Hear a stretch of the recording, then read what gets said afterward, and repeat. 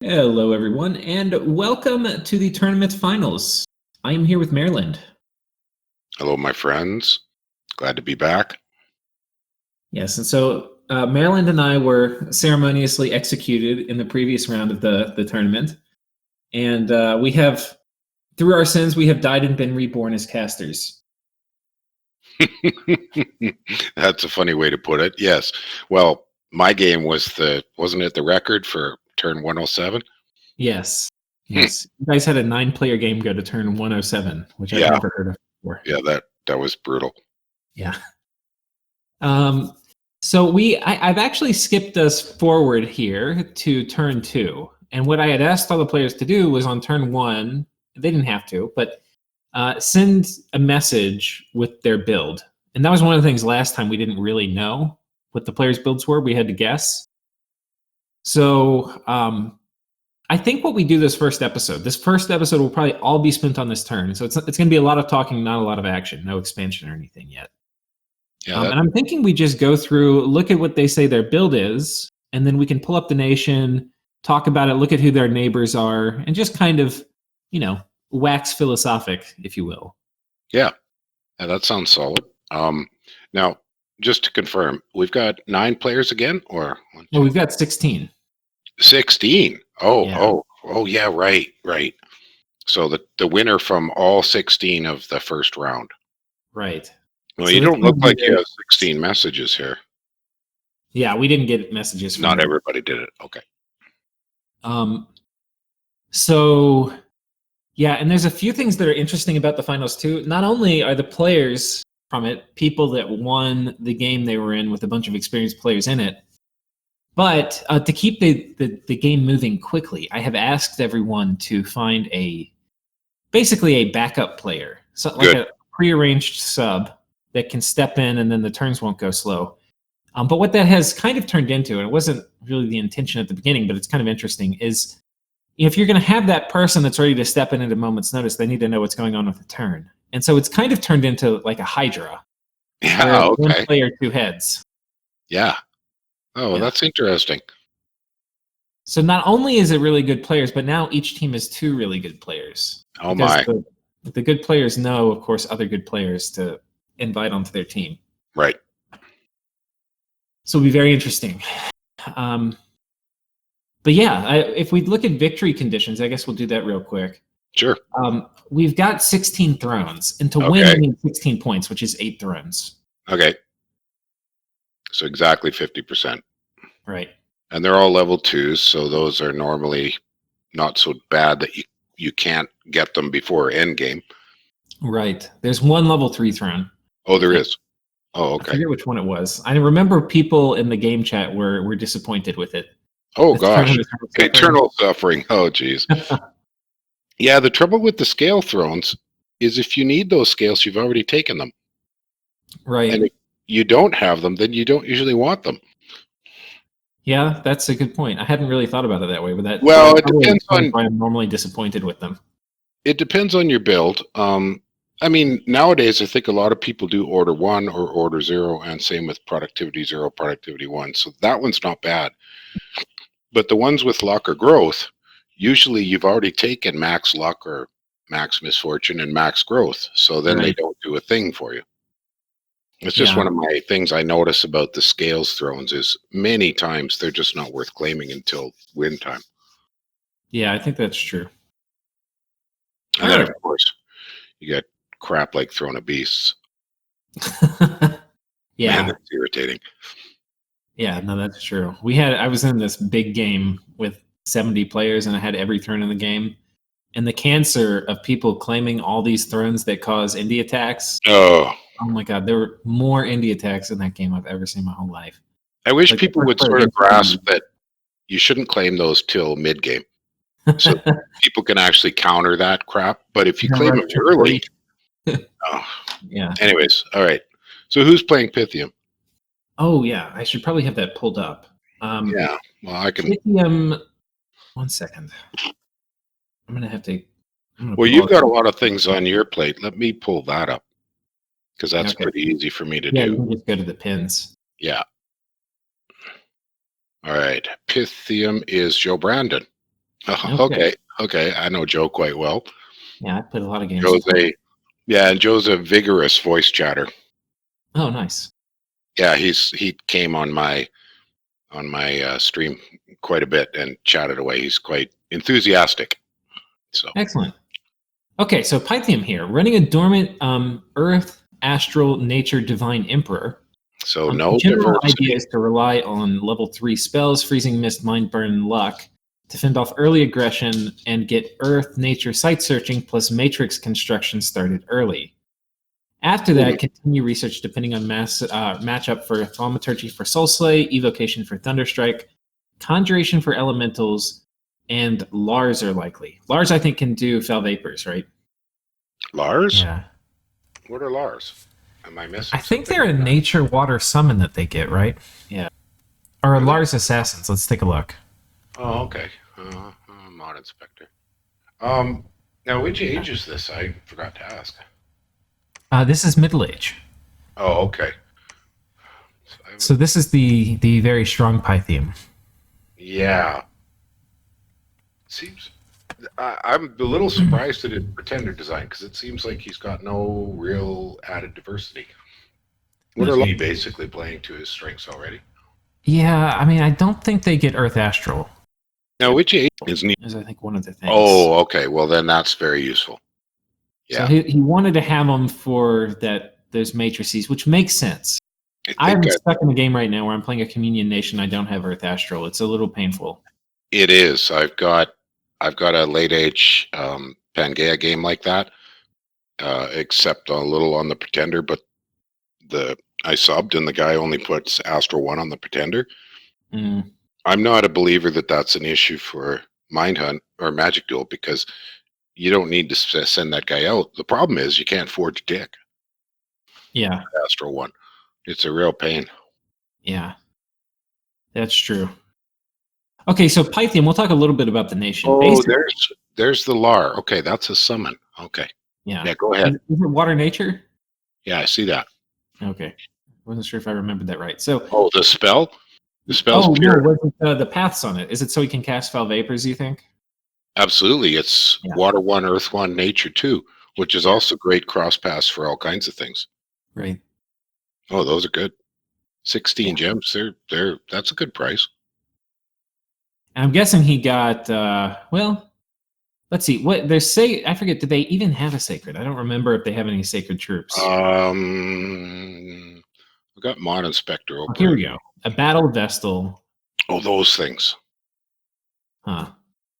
So, I mean, maybe these guys with a bit of poison resistance. Yeah, but they're naked. Lars and set up Foul Vapors traps or something.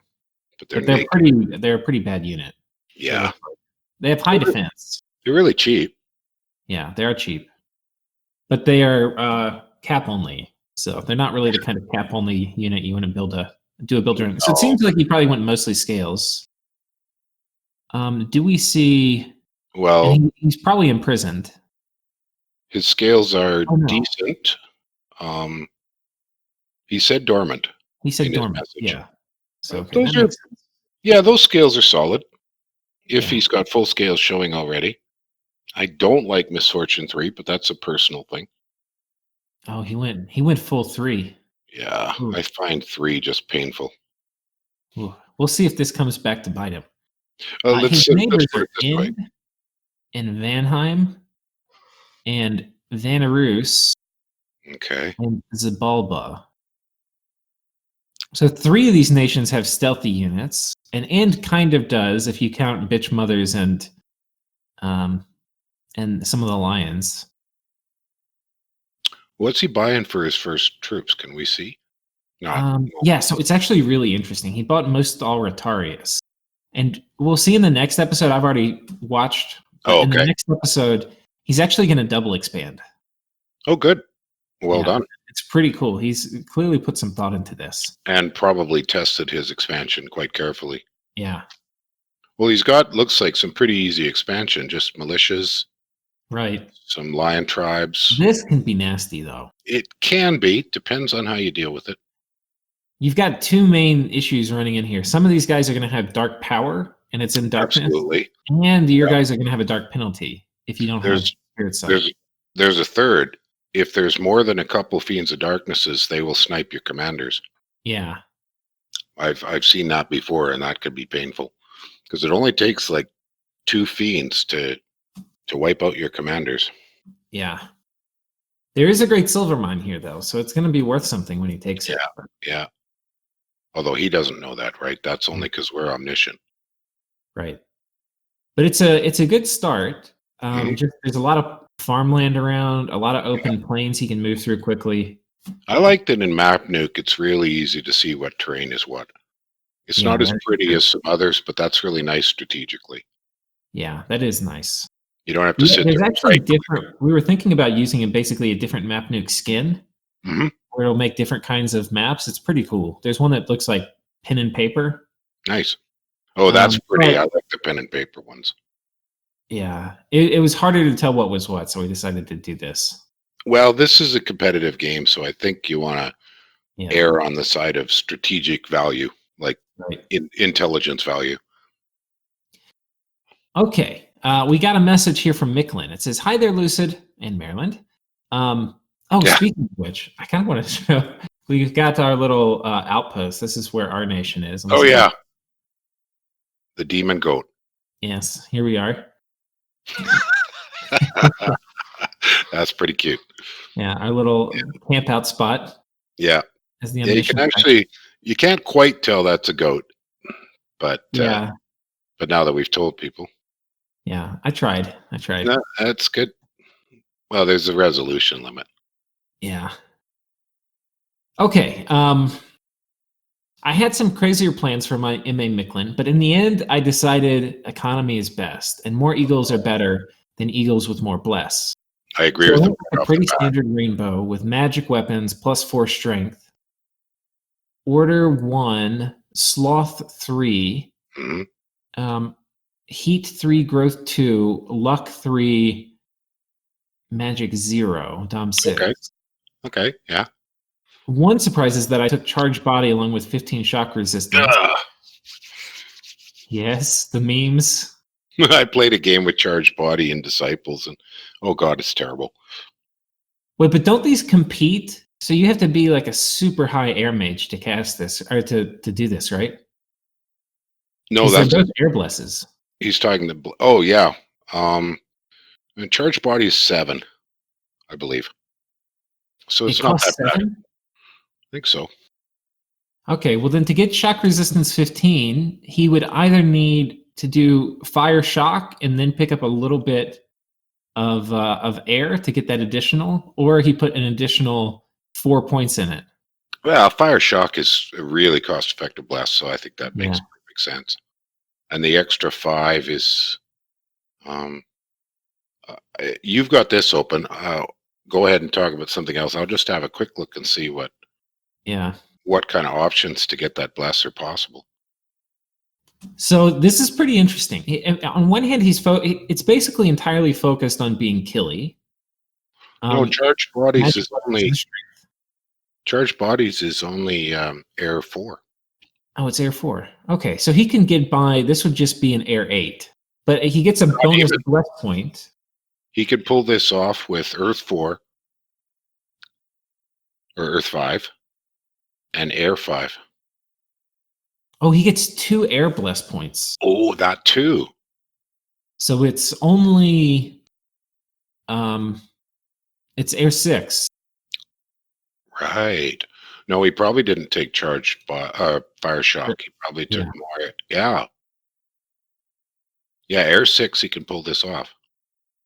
This will be interesting in a lot of matchups. One of the things that's really common with Shock is to not go Shock Resistance 10 because it's kind of expensive. It's 3 bless points. A lot of players, like with the Elf Bless, will just go Shock Resistance 5. And that helps a lot with like Air Elementals or like Spring Hawks or whatever. Yeah. And it also makes the AI not want to target them with shock spells very much. Right. It's enough to manage the battle-wide shock spells. Right. To at least reduce the attrition. But that is not going to be enough for Charged Body, which I think does at least 15 damage. Absolutely. It does a fair amount from the bless. Oh, I think the armor does more, but maybe the bless is like 10 or 15. I thought it was the same. It might be. We'll see when it gets pulled up, and we can look at some of the damage rolls. Given that he's talking about using eagles, which are relatively cheap, and launch into the back row very easily, I could see charge bodies being better than the meme when we did it. Because we used it with things like, I was Patala, and we used it with Nagas. That was not good. Not good. Right. Yeah. Eagles really are disposable. I mean, they are so cheap, and you get them everywhere. Yeah. Yeah. So no, they're he's taking a build where, I mean, he's going to have I don't know what his Dominion score is, but he has order at least. So he's going to have, and he's got pretty decent income, not great, but decent income. Yeah. Well, he'll have good see, I might have dropped his order 1 and gone growth 3. Yeah. Because I think the turnaround is around turn 30 when you make more money. Well, I think the order is for eagle production, not necessarily for money. Could be. See Yeah. if he has a growth throne around him. He's got a throne of luck, throne of death, silver throne. Yeah, of course, when you don't go. Oh, he's got a growth throne. Okay. Oh, there you go. Yeah. Oh, well, that might work out. Okay, so that's interesting. Let's see who sent us the next message. Agartha. I took an imprisoned Wainbow Potendo full expansion and have engaged a bless for my mages. Who is oh my god, don't make me do this. Hang on, I gotta I should have looked up who is Mictlan. Yeah, let us know. Mictlan is Cool Noodles, and sqeecoo's the main, and Cool Noodles is his backup. I don't know sqeecoo. Yeah, I've lost the game to him. He's a good player. Okay. And then now we're on Agartha with the silly JohnnyJohnny. Okay. Okay. Dark Wolf. I kind of know Dark Wolf. JohnnyJohnny I've seen. So we're not going to be able to read all this, guys. This is just not going to happen. But he's talking about getting Conjuration 3. Yeah, I appreciate all the effort it took for him to come in here and put W's for most of the letters, but oh god. Yeah, okay. We'll have to figure this out on our own. Do you know the author Ian Banks? Science fiction author and mainstream author. He wrote the Culture series. He's got a book where one of the characters has a learning disability and so can't spell, and puts new numbers and letters in, and he wrote the whole book like that. And after about 10 pages, you get so you can read it, but it takes you about 10 pages. Before that, you're just completely lost. And this is like that. If we were reading this enough, eventually you would read it easily. But yeah. Okay, so here we can see. It does not look like he got any shard guard. That's going to be interesting to see how he expands. So very little blast. Troops. His scales, he's got very nice scales, but no growth, interestingly. I've honestly never seen this, where you would take order 3, productivity 3, and no growth. Yeah. Have you ever heard of such heresy? Well, we used to all the time, but the advantage to order is, of course, more recruitment points if you need them, if you can spend them, but usually you can't. The production 3 makes perfect sense with a high resource nation. But nowadays, most people drop to order 1 or order 0 and get growth. Yeah. Yeah. I'm not sure what I'm not sure what his goals are. Yeah, I'm not sure either. It's interesting. I know on EA Agartha, a lot of times you want to take luck and magic just to get the bonus gem income, because Agartha can turn gems into power much more efficiently than other nations. Yeah. Well, MA as well. Yeah. I mean, you've still got magma kitties. Right. I don't know. I'm trying to think why. Agartha is starting next to Ulm and to Naba and to Vanheim and to End. None of these are real rush threats. Or Vanheim might be. Though I don't think Vanheim in Middle Age is as much of a rush threat. I forget. Does Vanheim have a node? It would be good to cover them. We'll come back and do Pangaea. Let's look at Vanheim real quick. Imprisoned Rainbow. So he's going stat bless, I'm guessing. Yeah. Astral 7 for big spells in the late game and magic weapons in MR. Oh, I remember. So this is being played by Kris Lighthawk. Okay. And yeah, he's always commenting in my videos too. And he's always got smart things to say. So he took a minor fire resistance instead of major, which apparently means he has like unspent design points. So, so he didn't take attack instead? Yeah. Oh, ouch. That hurts. He meant to take major, but he clicked minor and never noticed. So whoops. Well, at least I have some fire resistance, and there's not a lot of great fire nations in this game. Well, he is next to Agartha, not very far away from Naba. You know, there's a lot of people taking 2 growth. I wonder if they're all kind of hoping to grab a growth throne. Yeah, there are a lot of growth thrones. Yeah. Okay, so the bless is 5 fire, shock, cold, 10 poison resistance, swiftness. Okay. 2 defense, so 3 in all. 2 strength from Earth, 50 from dark vision, magic weapons, 2 MR, 4 undying. So standard, like lock, stock, and barrel, except for the 7 astral. That's a little pricey. Yeah. Otherwise, lock, stock, and barrel, standard elf bless. Yeah, pretty bare bones. Yeah. Although a little surprised at the undying and undead leadership. What would you do? I don't know. I don't know. Maybe not even get enough death to get a bless. I just don't know. It's just for that sorcery bonus where you get 3 in each. Yeah. So I guess you might as well. Because you're not going to want to get enough to get Stygian skin. So. Yeah. He's planning. I've never heard of Vanheim say this before, but apparently he's planning on making extensive use of thugs. Okay. You ever heard of that? Vanheim thugging? No. Yeah. Yeah, that's radical. Radical. So he's going to get construction 2 right away, and then alt 3. And he's hoping for heroes. Well, yeah, if they're multi-hero, yeah. Oh yeah, that's one of the reasons I'm really fond of luck. But the other one for me for luck is the gem income.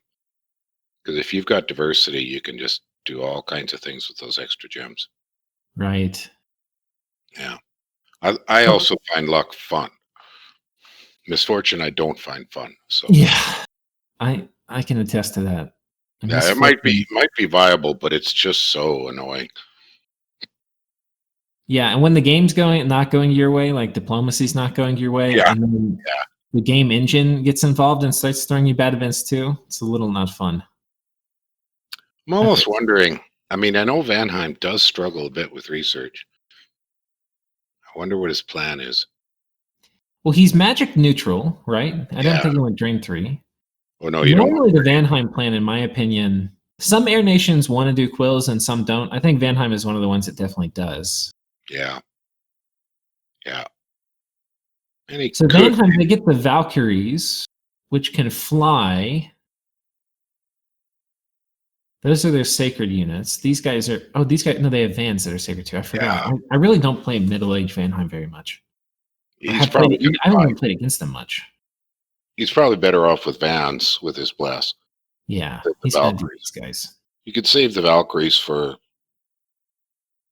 It's sort of like with Femoria, I met a few Morgans, and they were just... I used them as rear line snipers. Yeah. And the similar thing you could do with those Valkyries is use them as rear line snipers. Right. But they're just not... Especially if you're doing like air elemental summoning and stuff too. Right. Do they stormfly? I don't think they do. Oh, no, I don't think so. Yeah. But they also have these skin shifters, which are... cool. And they're perfectly viable. Yeah. Okay, well, that's pretty straightforward. Yeah, I think that's kind of what you would expect from Vanheim. Yeah, and he's got excellent diversity. So his late game will be valid.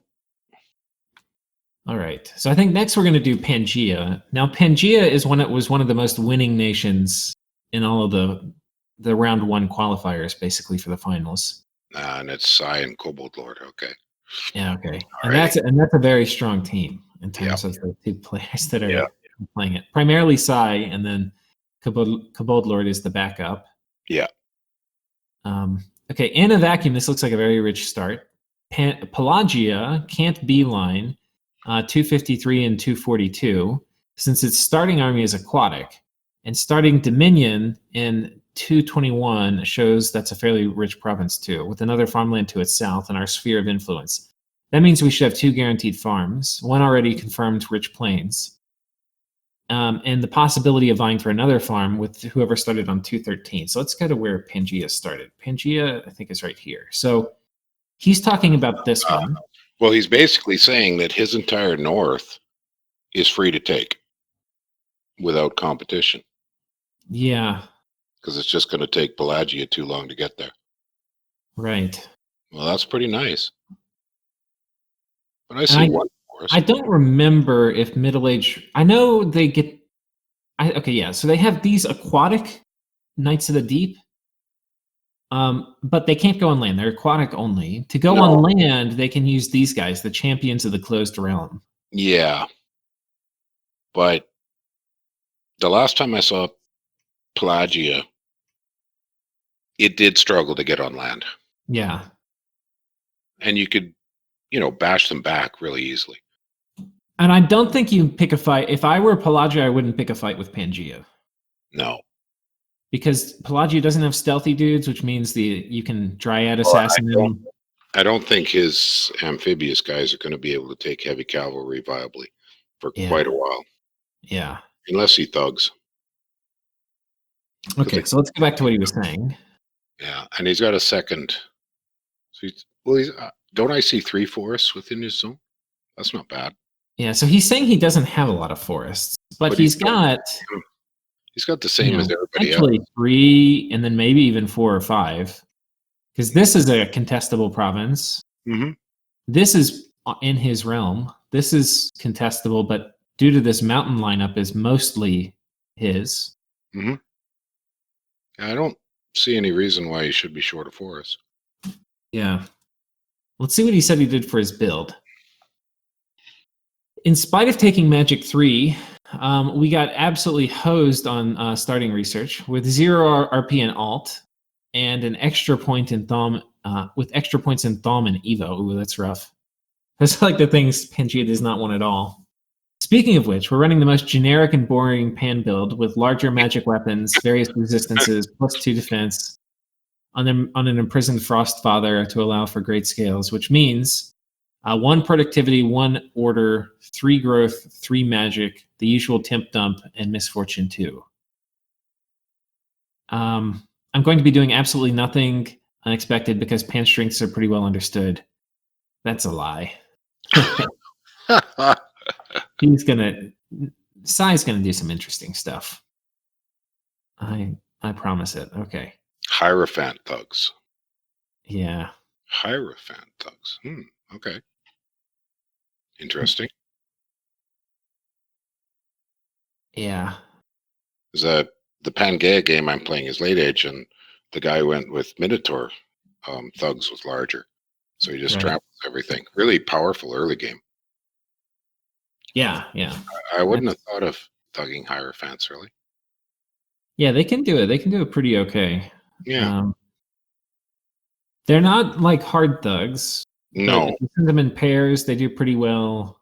And especially with the good bless, like a lot of good stat points, they do. What's their, it's been a while since I've looked. What's the pass on middle-age Pans Hierophants? I think they have a random Earth or nature? Earth and nature. Okay, so the nature ones are water nature. Right. So the nature ones can run around and swarm for cheap thugging. Right, and the earth ones are going to be pretty tough with some basic armor and a frost brand and casting iron skin on themselves. Exactly. And temper flesh. Yeah. So they don't need much for gear. Right. Yeah, I can see that. Just take a quick look at which Minotaurs he gets. Yeah. Oh, I War meant Minotaurs. no, I meant the commanders Oh, the Minotaur against the Lord. lords. See, larger, there are 4. They're Yeah, perfectly but they're viable. not sacred, right? So he But they're can't. not sacred. Oh, that's different than LA. Never mind then. Late age, they're sacred. So yeah, you could Okay. do fun things with larger there. Right. I forgot about, or I didn't realize that. That makes a huge difference. So that turns them off. They're not a viable thug. Yeah. But I mean, middle-aged Pangaea also gets a great blood access with Yeah. Pandemonics. Yeah. So it's a really strong Pangaea. Mm-hmm. They've still got the White Centaur, which are excellent. Yeah. Yeah. Yeah. Yeah. And if we look at their neighbors, they've got Mictlan, which this is one of the things that it's hard to know exactly how. Here's what I think. For like a straight up fight between Mictlan and these guys, once Mictlan has like 4 forts making Eagle Warriors, it's probably a slightly Mictlan favored matchup. I think so. Yeah. Because Charged Body will zap the shit out of these White Centaur. But then it's going to be a skills situation. Right. The other thing is, but if Pan were to just run at Mictlan, then he probably would. I mean, like the power Pan's producing just out of his cap is going to far exceed the power that Mictlan's producing just out of his cap. Mm-hmm. But Mictlan gets recruit anywhere sacreds. Yeah. So, Yeah. So far we've seen a preponderance of, I guess what I would call late age thinking or late game thinking, is that people so far have been planning for middle and late game. I haven't seen anybody doing a Hellbless Rush build. Right. Not yet. There were almost no Hellbless rushes that won in the qualifiers, though. Almost everybody had some kind of imprisoned rainbow or some kind of rainbow. Well, I think the reason's fairly obvious. Yeah. One of my arguments against Hellblast rushing is that it works fine against newish players. Yeah. But veteran players are going to build a coalition and let you take territory and let you overextend and then beat the crap out of you. Yeah, that's true. I'm in a game right now where Vanheim did a Hellblast rush and got wiped. By turn 40, he was out of the game. I know that feeling. Feeling. I've definitely been that Vanheim. So, Vanarus. Okay. Yeah, Vanarus. It's pulling Now, up. So who's playing Vanarus? I got that handy here. Vanarus is. Whoops, where are we here? Mekon. I don't know him, and I don't know his backup, Grim. yeah, apparently he's. I don't know him. I've never played with him, but a lot of the really experienced players have played with him. So okay. I just don't play a lot of games though, so I don't play with that many players. Yeah. Okay, the build of Kupa Laschina, I don't know how to say it. My Russian not very great. Is short and slim with an ungainly stoop. But more notably, she wears a coat of many colors and is currently being kept captive in the wild forest by talking bears. Kupelnitsa, I think is how you say it. Okay. The town of Rus are productive, but the domain is unstable and often bandits plunder the byways. Okay, I missed one. Although the harvest can be good, the climate's generally very cold. So I guess he's saying he has productivity but turmoil. The harvest can be a good climate, but generally very cold. The lands of Rus are blessed with fortune, as treasures are often uncovered while plowing through the fields. Okay. Turmoil luck. Okay. Yeah. Yeah, that's how I read that. Those who are sacred can see well in the dark, have enhanced combat abilities, which improve as foes fall. So that's bloodlust, are immune to poison, and can somehow cross unfrozen rivers. So he took swimming? If he took swimming, that would be the most excellent. I've never seen that in a game before. It's handy. Which is weird if you have Cold Dominion, which I think he does. Swimming was really handy for me, for some of my guys. All right, let's find where Vanarus is. Vanarus. They must not be in that column. purpley brown, right? Yeah, maybe I'm zoomed out too far. I can barely see. Okay, here we go. Oh, yeah. Yeah, purpley brown. That's Okay. So they start next to Pythium. Hmm. Now, Vanarus is interesting. They get, in terms of their units, they get the Chud skin shifters like Roos has, but they're not sacred. Yeah. Which is honestly fine. Like, Chud skin shifters are badass without even being sacred. Yep. And then they get the Chud herdmen, which are basically like Van Heers. They're Cuisinarts. Right. But they don't have a bless. They're not sacred. They're Ginsu knives. Right. And they're sacred, honestly, compared because they basically got sacreds from Vanheim and from Roos that are, from early age, ported to middle age, but not sacred. Can you click on a sacred again? Yeah. Oh, that's a good defensive unit. Yeah, it's okay. Excellent line holder.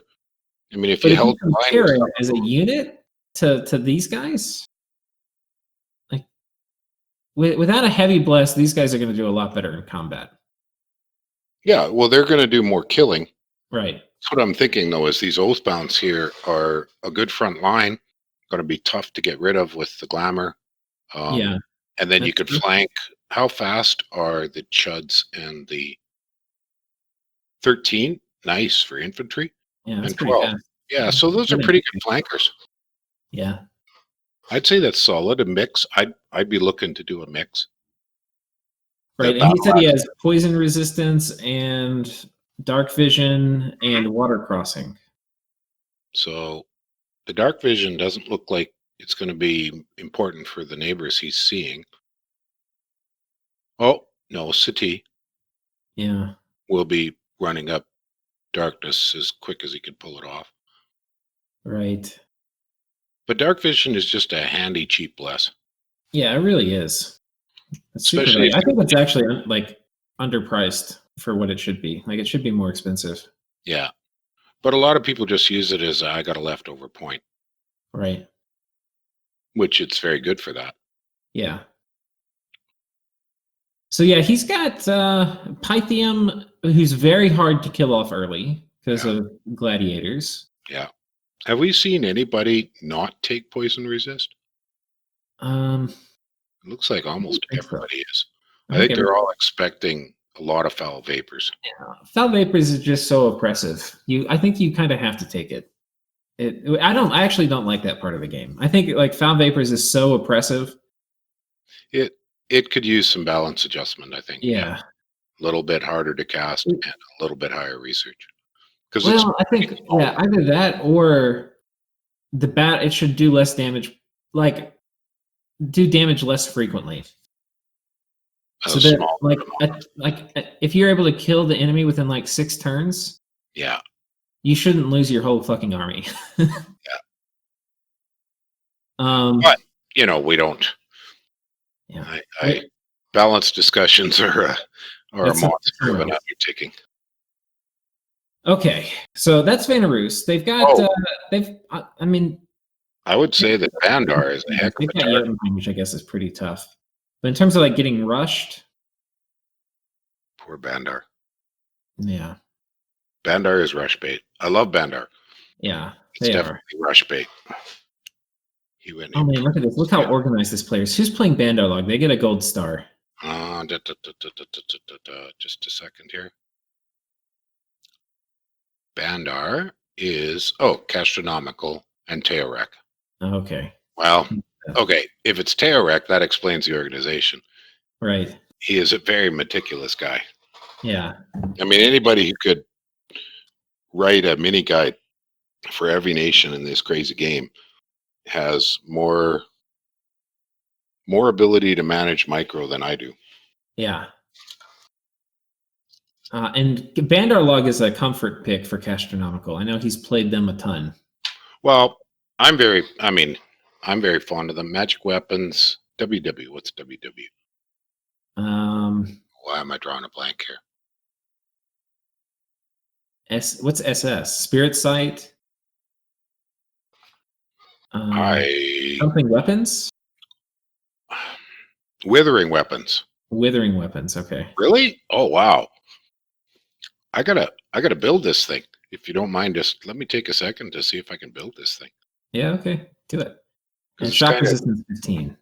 It's definitely interesting. The Great Sita is a really cool pretender, hard to use well. Right. So let me look at that again. He took. But this is a very powerful caster. Air 4, Astral 5, Death 5. It's a beast, and the other thing about it is, if I remember right, it moves. It teleports, so its map moves 100. So even without spending gems to move. Withering Weapons, interesting choice. But is Withering Weapons incarnate? I think it is, right? Or no, it's not. No, it's not. Yeah, okay. So he's got everything available right off the bat. But to me, what this means is he's probably looking to do scales expansion, because none of this helps with expansion for sacreds. No, but white ones are really cheap. Well, white ones are also not great at expanding. No, and you won't. But tigers are fine. Although we already see evidence of it. A huge war elephant was seen towering over the Yeah, he's going to do elephants then. Yeah. Elephants and an alteration, rush, and body ethereal. Yeah. Well, fortunately, he has pretty easy expansion. He's got some militia, deer tribe. If you practice with elephants, you can take anything. Well, not 60 barbarians. Not with the elephants, but yeah. You've got a Tavi archers if you just want a cheapo on the barbs. It's always valid to just shoot barbarians. Right. So, but he went imprisoned, so his rush defense, I guess, is alteration, which is viable, and elephants. But if you think about it, it's kind of interesting what he's doing. Because he's gone imprisoned with his god, he has a very non-killy, like a very utility bless. Yes. So he's not going to be doing the tigers or anything. He's basically said, within the Scales toolkit, I'm going to have everything I need to survive till turn 30. Right. Yeah. And then I'll get bigger and badder. Right. When my magic no poison resistance, but it's a nation that has nature access, so you can do poison ward. Yeah. And a lot of nature gem income.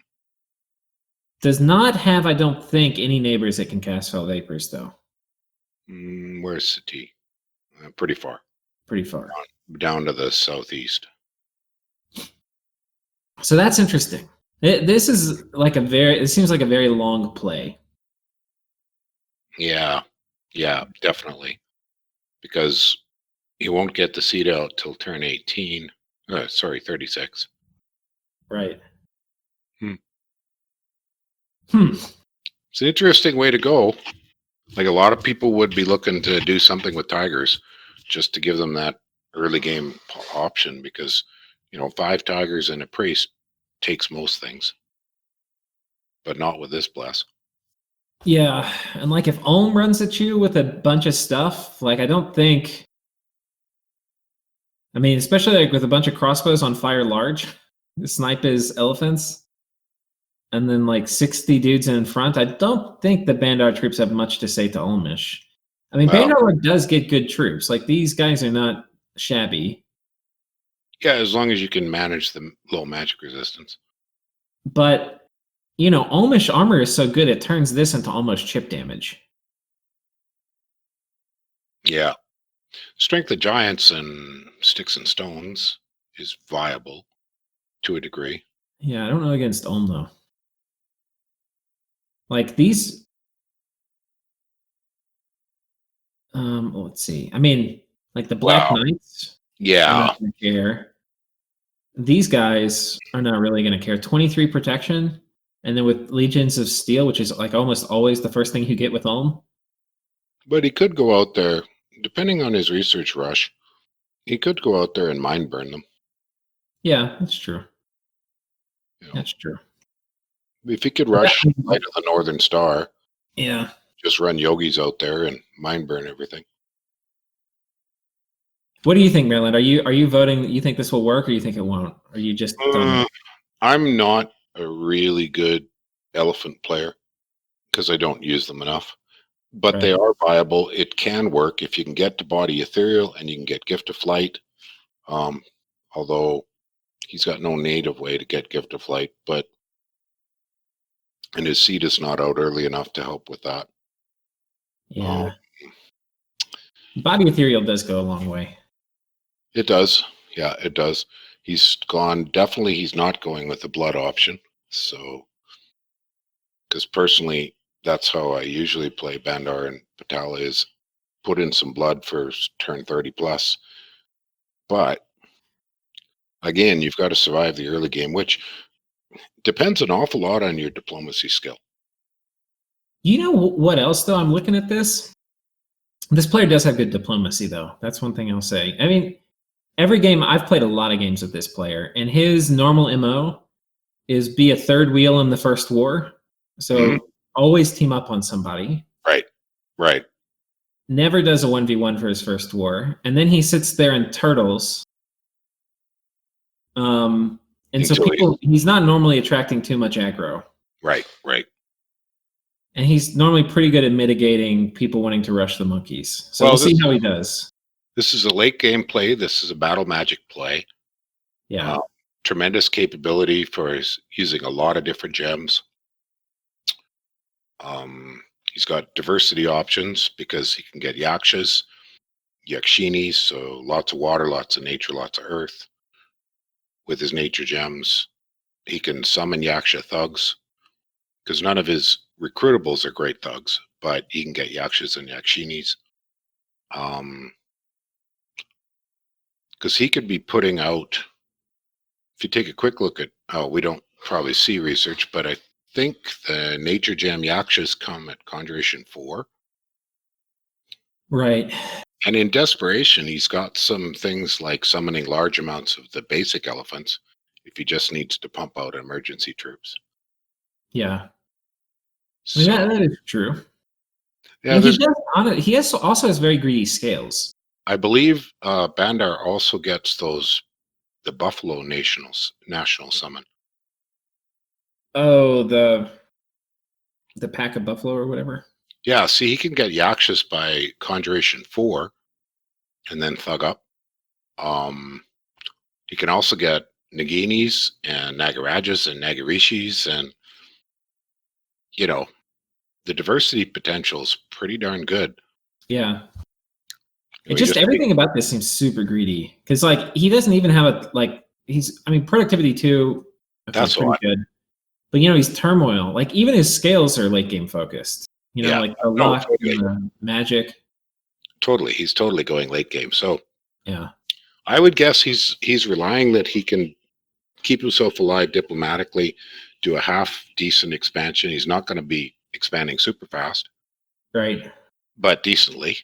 Yeah, he's got easy neighbors though, because those barbs, I don't think are a major problem if he wants to just pump out a whole bunch of archers or even light bandars. And he does have the shock resistance, which would be good against the charge body from Mictlan. I've actually seen the bow Marcata take out barbarians. Yeah. It's not real easy, but you could do it. Yeah. It's possibly a thing. It's an interesting play. We'll see. I mean, he's got 2 elves. Mm-hmm. Yeah, I don't know.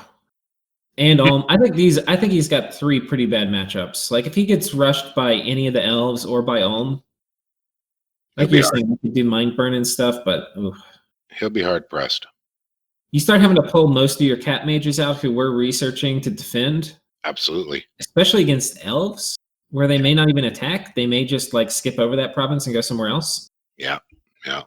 Starts feeling bad. Feels bad, man. Yeah. All right, who's next? We got Ashdod next. Current Bless. Shock resistance 15, poison resistance 10, MR 3, low light vision, HP +1.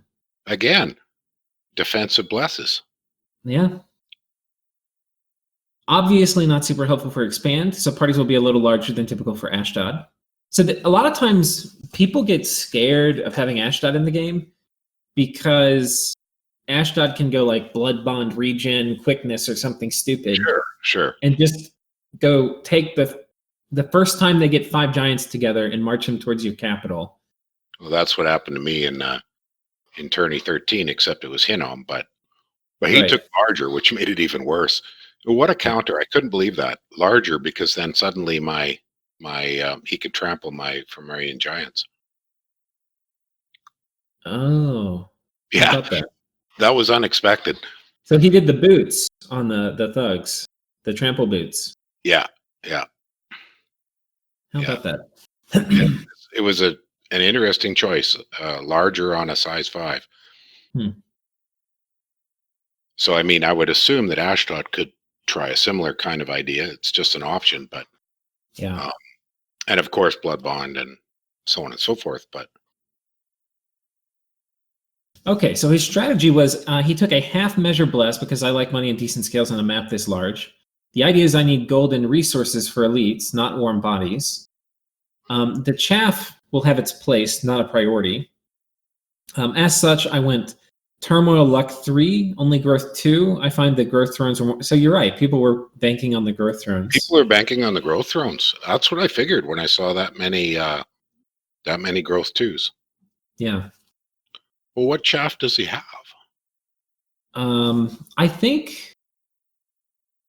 I remember the chaff Hinnom gets. I don't remember the chaff Ashdod gets. Oh, he's got those Edomites. Yeah, that's what I was going to say, but I don't remember. Yeah, well, there's Spear Jav, 20 gold. Oh, well, they've got human slaves. They're not really chaff. Oh, and okay, there you go. You might be thinking about these slaves. Yeah, slingers and... Okay, well, those are very much chaff. Yeah. Yeah, the upkeep of like a 3 gold unit. But there's nothing wrong with those Edomites. Yeah. And I mean, Ashdod can do flaming arrows, right? Yeah. Which means those slingers actually could be a pretty decent value. I'd never even really thought about that. Yeah, because on the Rephaites, he gets a really nice set of randoms where he gets 2 in the path. Right. Yeah. Getting like a 2 fire mage with like 100 slingers with flaming arrows. Yeah. We have not seen very heavy fire resistance blesses either. No. I haven't seen fire shock resist yet. Yeah. And we've seen a couple times where people are like, we have light and all the resistances, but I think normally that's meaning like +5. Well, it was Vanheim said that he made the error and only got the light fire resist when he wanted the major. Yeah. And 5 fire resistance means you're going to be taking, like, flaming arrows is 8. So then you're going to have 3 AP damage, which... Yeah, it's good chip damage. With 200 slingers, that can be a lot of damage. Mm-hmm. Let's find where Ashdod is before we finish reading his thing. Okay, here he is. Roger. Neighboring Naba and Vanheim and Xibalba and Mictlan. I'm really curious to see what Xibalba's doing. Took Heat 3 because we start with the Heat 2 preference. Took Drain 2 basically to pay for my Bless. Need to turn the Bless into land for mages to balance. Okay. Okay. The big reveal will be the Dormant All Bless. No. Okay. Did not take regeneration. Wanted to try something new, different. Who's playing Ashdod, by the way? Good question. Jachello. Jachello. Okay. I have not played a game with him. And Braxo is his backup. Well, I could agree with not taking regen. I mean, it's nice to reduce your attrition early. But in a lot of ways, it's better with big giants just to not get them killed. Yeah. And the faster they kill, the less they die. So, and here what he's saying is an interesting point. He's saying regen is point buffable, but awe is not. Well, absolutely. Yeah, the only way to do awe is on a thug with a shield, which he has a decent chance to be making. So he could make awe thugs, but... Yeah. I took resist to compensate. Feel there's just more value in low-level blesses than high-level incarnates. The draft was heavy on Astral Nation, so I took MR3. shock resistance and poison resistance. One of the things about regen on giants is that it's a decent alternative to poison resist. Yeah. So when I took it with Femoria, one of the ideas was that is my counter to foul vapors. You do get, because of some weird way, Loggy was looking at this, how all the, like how affliction damage is calculated, Yeah. or like how afflictions get generated. Yeah.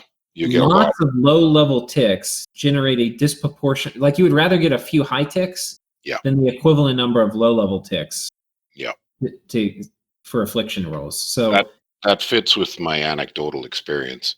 Yeah. Is that it works, but yeah, you come out a little bruised. But his trying to remember the name of his big sacred. Where are they here? The Sheshai.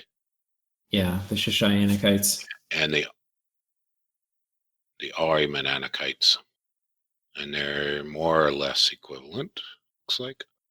Yeah, well, the Sheshai go berserk is the main thing, and the other guys have better protection. Right. But they do have 2 attacks. Right. So their attack density is low, but whoever they hit, they're going to delete. Yeah. Yeah. What's their attack skill? The berserk is nice because you don't have to worry about them running. Well, the Ahriman have a little better stats. Interesting. Okay, so I'm going to continue reading. The cold is a gap, looking at the national roster. So he doesn't have cold resistance. Okay. Means Pythium concerns me most with freezing mist and communions. Jotunheim for his chill aura. Xibalba just for high water access in general. About half of the nations have low water for frozen heart spam later. We'll be relying on geared thugs and SCs. Key tactic early will just be to concentrate the power of the giants. My gold investment will typically be higher than the opponent's if there's an opportune bump. Okay? Okay.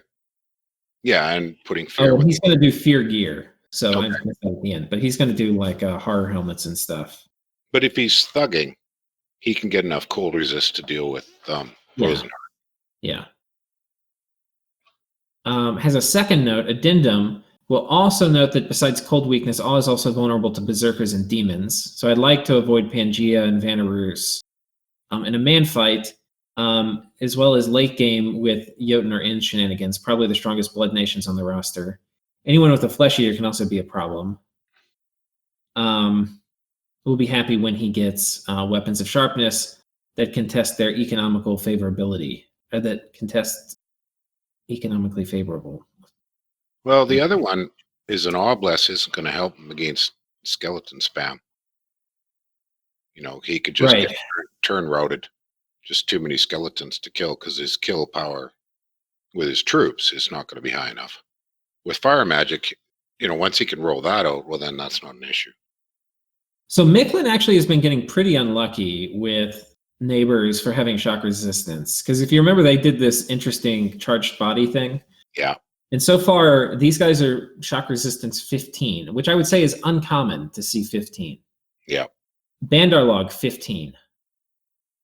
We don't know about Jotunheim yet, I don't think. Pangaea, what did Pangaea say?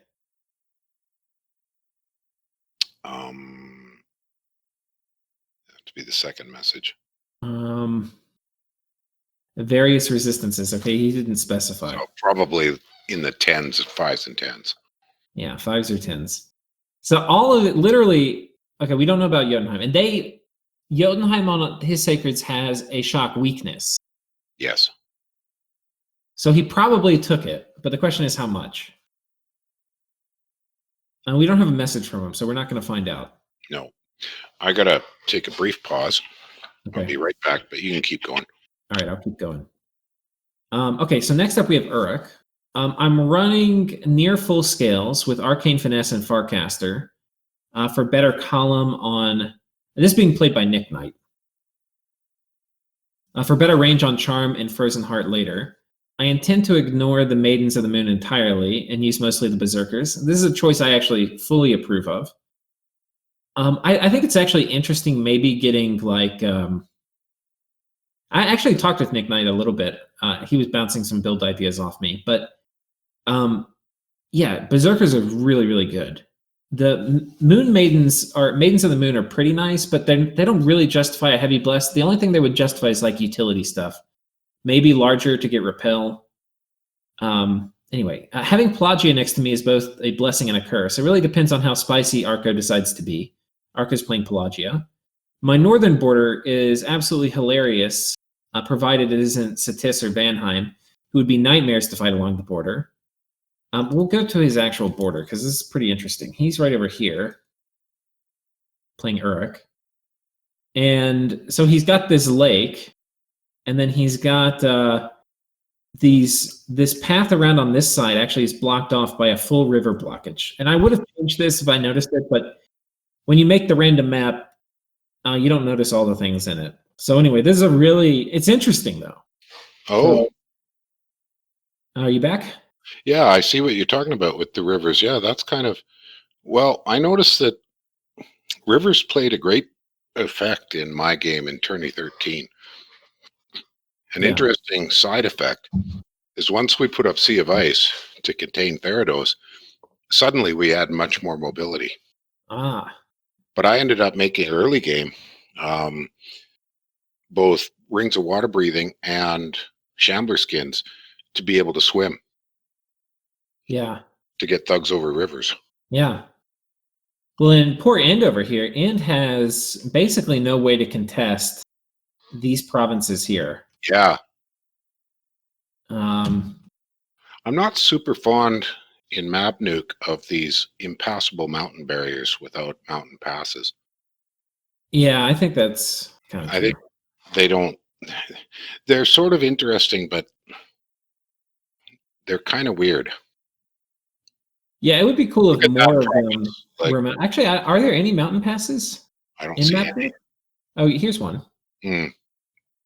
Yeah, so mountain passes it shows as a little gap in the mountains, but yeah, kind of hard. So this is a gap. Yeah. Yeah. I think more of them should have passes. If there was a setting for that, I'd turn that down. Have fewer impassable, because I'm not a big fan of impassable mountains. Right. They're just a little too restrictive. Because both rivers and mountain passes, you have some options, either gear or other ways to mitigate that and keep your mobility. But an impassable mountain pass, the only thing that works is flying. And it gives huge strategic benefit to any nation that can fly at all. We didn't get any of the real flying nations either. Like, we didn't get Kalem. That wasn't picked. I think that's, Xibalba got picked, but... Yeah. I skipped the Xibalba. Oh, wait, no, here we are. You were still in Uruk, weren't you? Yeah. So, my plan, the reason I went full scales on a potent astral nation with the ability to recall a god with astral aid with no path loss will be more is to be willing to be more cautious in waging wars and accept that I don't need to be the biggest to have a good chance. I doubt there will be any conclusive, quick early wars with players all being of this caliber, except maybe mass gang ups. Yeah. So he has a super. I think he went. There's a Titan, I think, that starts with Astral 3. I think that's the one he got. Okay. Imprisoned. For Uruk. Let me see here. And Uruk gets to call their god back easily and without path loss. So the Ilahat of Fate might be the one you're thinking of. Right. It's a Titan.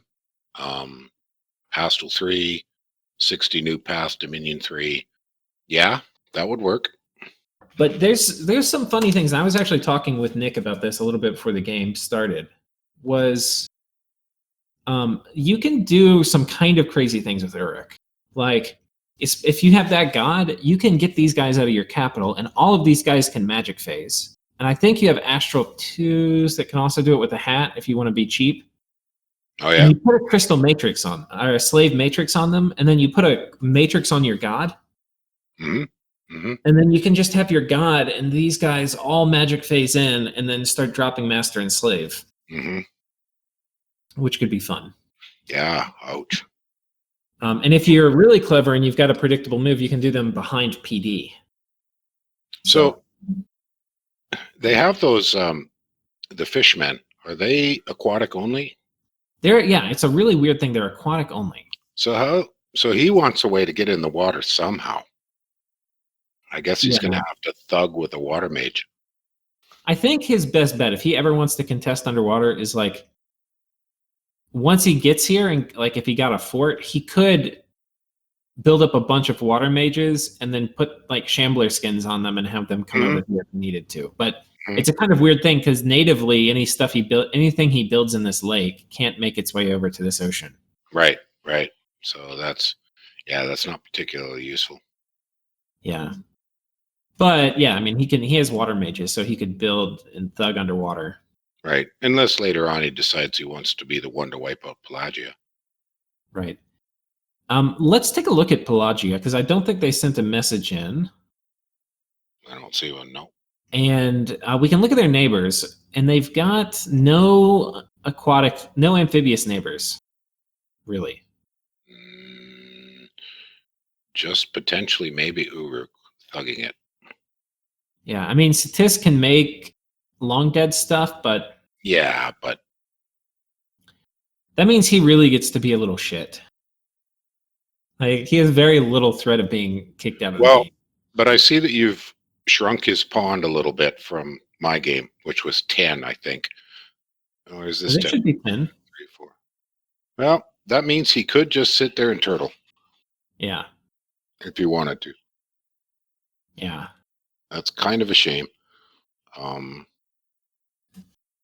Yeah, 10, maybe next time we'll try 9 or something, or 8.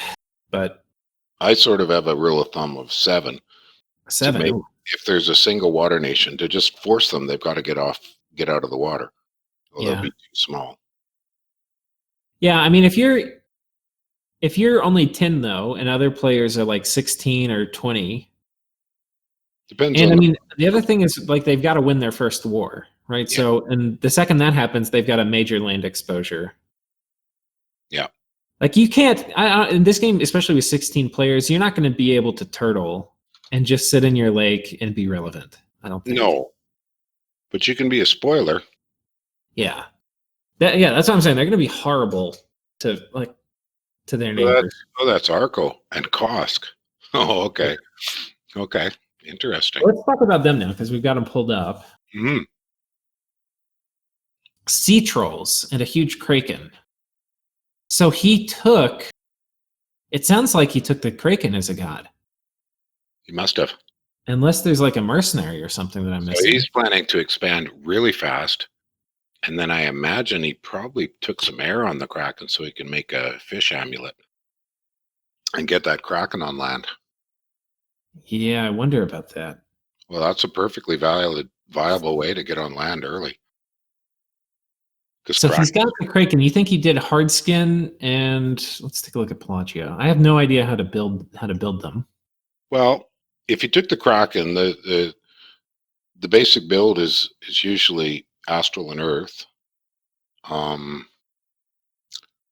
then you've got some spare points. So a little bit of air would make sense.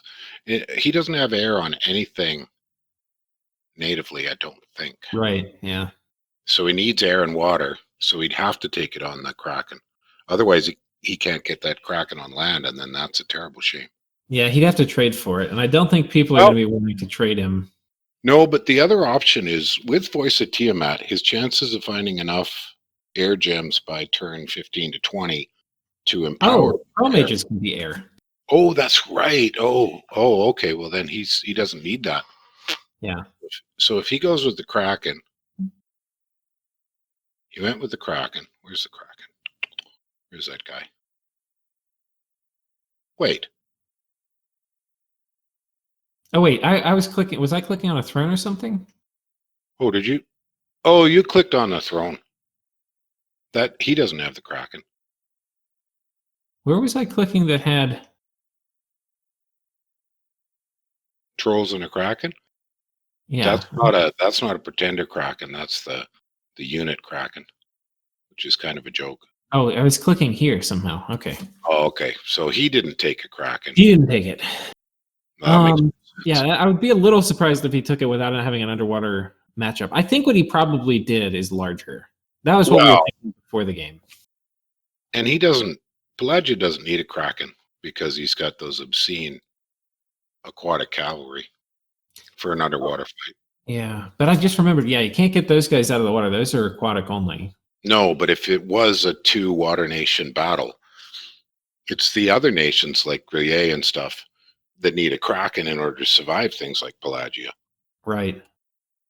So you know what I'm wondering? I'm wondering if he's planning on coming on. He's probably, this is my guess. He's got poison resistance in his bless, and he's going to look at any of his neighbors that he can knife with foul vapors and come online with like a pretty quick foul vapors and then maybe some slight stats or something, some kind of imprisoned rainbow thing for his. What has he got nationally for amphibious troops? Just these guys are the sacreds, so he can put poison resistance on them in his bless. Yeah, they're perfectly valid. And what And about then I think most of these guys can go on land, like the wave warriors. I think they're probably his best. Yeah. And then he's got some javelins on the far right that look like they're aquatic because they're white. Oh yeah. Long spears. Oh, this is like more or less the same lineup as Arithia. Yeah. So these guys can do the job on land. They can expand. And I can't remember which of his mages can go on land. I don't recall.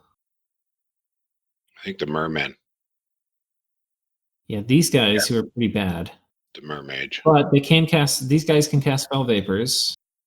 And then, of course, he can do, these guys with chest slots, they can wear Shambler skin. Mm-hmm. So he can bring basically any of his mages on land if he wants to. Yeah, but the that's ones true. that do cheap, I'm not sure.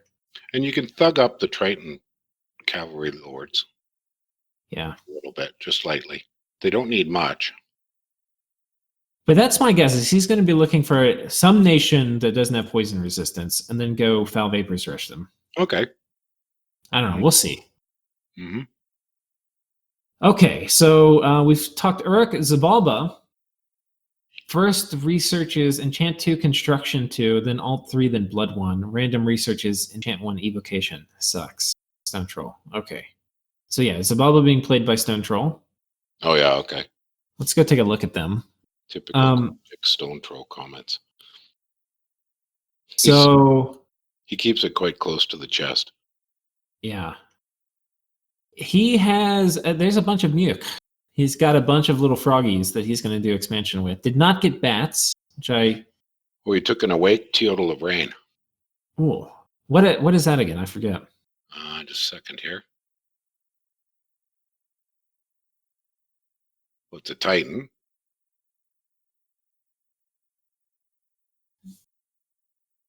Teodal of Rain, Teodal of Rain. Come on. You know, he actually messaged me in Discord, and I'm pretty sure he did. And he's also doing Assassin expansion. So the Teodal of Rain is Water 1, Nature 1, Blood 1. So I'm guessing he Water, Nature, Blood. Yeah, so I'm thinking he's going to give it some light gear. Oh, and it summons in battle Jaguar, Toads, and Frogs. So I think he's going to expand with it. Okay. That's cool.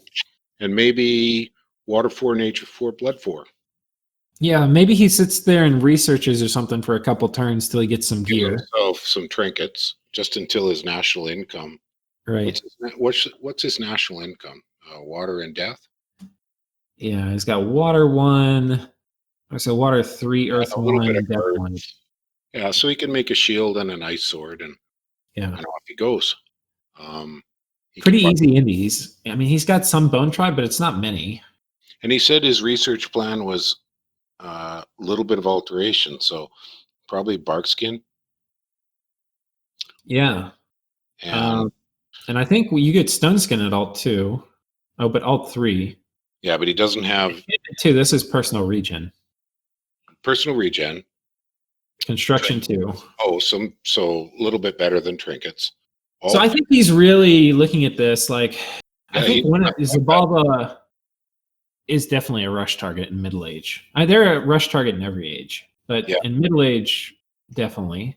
So he's got his God Awake to expand quick, and have some research online in case he gets rushed. And a rush defense. Yeah. Which makes sense. Mm-hmm. It does. Because there's not many blood nations in the Middle Age, and he's playing one of them. So he's kind of got late game on lockdown. You don't even need a good bless to be successful in blood. No, and you probably don't even want to bother. Right. Right. Is MA Xibalba, you don't get the national sacreds for the blood summons, I don't think, do you? National spells. You get the soul spells, Jade Serpents, Monster Toads. But no murder kitties. No, but you get Jaguar Toads. But no murder kitties, though, right? No murder kitties. Yeah. Okay, so that's interesting. He's next to Uruk and Pythium and Jotunheim.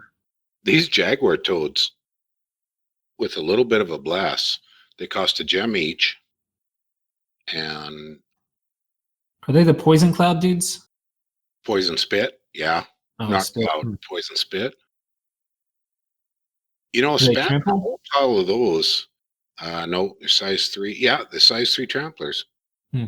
Cold-blooded, they swim, the swamp survival, resist poison. But they're really cheap. He's kind of interesting. All his really good territory, like his high-income territory, is all contested. Yeah. He's got these two, which are contested with Pythium. He's got these two, which are contested with Jotunheim, and he's got this one, which is contested with with Uruk. Well, I think the only players that have easy access to farms are the ones that border Pelagia. Well, serves them right. The ones around the water. Because Yeah. Pelagia is going to struggle to take farms early. Yeah. Although heavy cav on land, I think that's really tough for Pelagia. But the one over there is just malicious.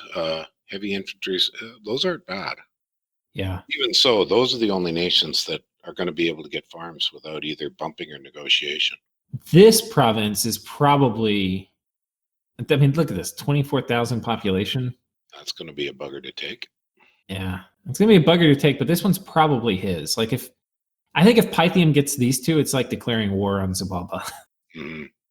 But if Xibalba gets just this one and Pelagia gets this one, that's probably fine.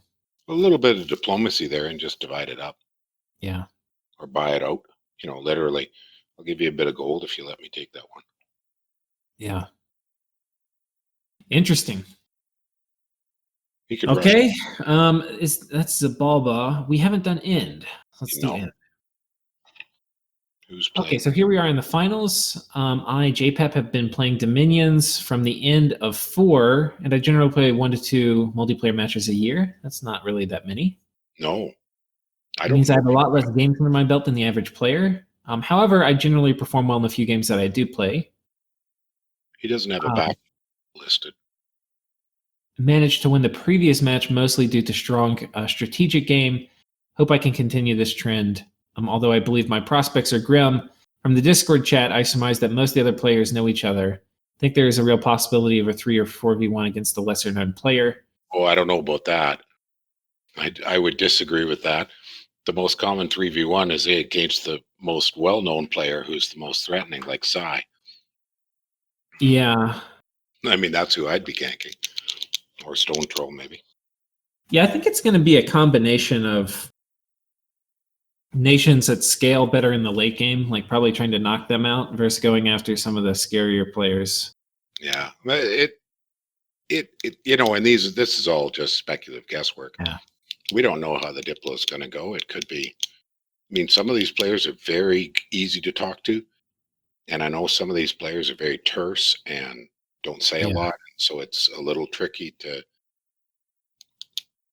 work with diplomatically. Yeah. So it really varies. I know I tend to pick alliances based on who is easiest to negotiate with. instead of most of the other possible reasons. So I usually sort of pick, I'm going to work with the person that I can communicate well with. Yeah. Yeah, we'll see how the Diplo plays out. I really have no idea. I don't think I've ever seen a game quite like this with quite as many good players in it. So it's going to be really hard to know how that's going to go until we actually see it happening. I've seen games like this a long time ago. We had some, master level kind of games, but not so much with the division into all the different discords now and the community splitting around. But I have seen sort of master level games in the past, and the Diplo tends to be pretty aggressive and pretty busy and go. I believe that. Well, veteran players know that without Diplo, you're not going to win. Right. And if you're the silent one, other people are going to go, well, I can't work with that guy, so let's just kill him. Right. That's true. I mean, if you can't negotiate with somebody because they don't answer private messages or they don't answer your diplomatic overtures, then you're left with, well, I guess that's who I fight. Yeah, I think that happens a lot of times, actually. It's happened to me a lot lately. Okay, so I'm going to finish this message from End. He says he's excited to be playing End. It's one of the highest skill nations in the game. There's so much you can do, but by themselves, those things won't win the game. You have to find synergies between them. Do you agree with that? Yeah, I'm actually in an End game right now. I messed it up, so I think I probably want to play them again. But yeah, I think End actually has. I think that. So the thing about End, in my opinion, is their sacreds don't look great, but you can get a ton of them. Like you will have more if you're able to put your temples up and to keep them protected, which I found surprisingly easy. Oh, they got foreign recruit. Right. Well, okay. Yeah, I mean they get all tons of different things, but just from the sacreds, like you can easily be getting 14 a turn by pretty early in the game. And if you do that and you have a decent bless on them, they're actually very solid. And then you combine that with their mage lineup and getting luck on them and, earth buffs on them. They actually can be pretty tough. And that will get you through the game for a while. And then you shift into like you're a blood nation. You're probably one of the better blood nations in the Middle Age. Okay. Yeah. Oh, the bitch. So, yeah. They have a lot of. You also can get a lot of free spawn. You can get free spawn. Basically like the barbarian kind of things, and you can also get free spawn lions. And so deciding if and when you want them, I think, is important. There's a good guide on the Ill Wiki about them. I think it was Balls who wrote them. I believe it's Balls. Yeah. Yeah, and it was a pretty good guide. I actually don't agree with everything in it, but I also didn't win my game with End, so I probably need to play them again to get my feet under myself for it. But well, I think in fairness to Balls, he writes guides that are as much of a piece of literature as they are a guide. Yeah, they're meant to be a great read, and sometimes I think the other parts of it are otherwise. Yeah.